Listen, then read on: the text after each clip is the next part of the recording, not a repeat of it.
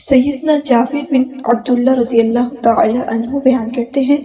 کہ رسول اللہ صلی اللہ علیہ وآلہ وسلم ہمیں تمام کاموں میں استخارہ کرنے کی اس طرح تعلیم دیتے جس طرح ہمیں قرآن کی سورت کی تعلیم دیتے۔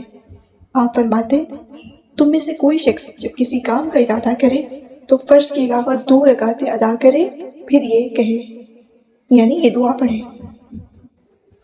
اللہم انی استخیرک بعلمک واستقدرک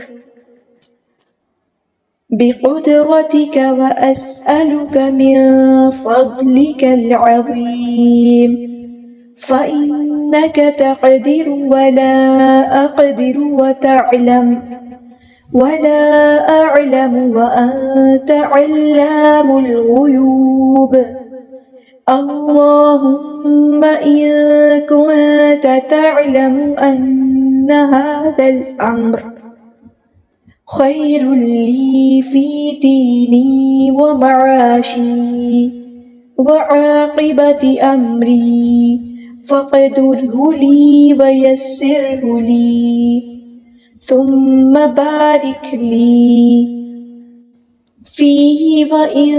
كنت تعلم أن هذا الأمر شر لي في ديني ومعاشي وعاقبة أمري فاصرفه عني واصرفني عنه واقدر لي الخير حيث كان ثم أقضني به۔ اے اللہ، میں تجھ سے تیرے علم کے ساتھ خیر کا سوال کرتا ہوں اور تیری قدرت کے ساتھ طاقت کا سوال کرتا ہوں اور تجھ سے تیرے بڑے فضل کا سوال کرتا ہوں، کیونکہ تو قدرت رکھتا ہے اور میں قدرت نہیں رکھتا، تو جانتا ہے اور میں نہیں جانتا، اور تو غیبوں کو جاننے والا ہے۔ اے اللہ، اگر تو جانتا ہے کہ یہ کام، یعنی اپنے کام کا نام لے کر، میرے لیے میرے دین، میری معاش اور میرے کام کے انجام میں بہتر ہے تو اسے میری قسمت میں کر دے، اسے میرے لیے آسان کر دے،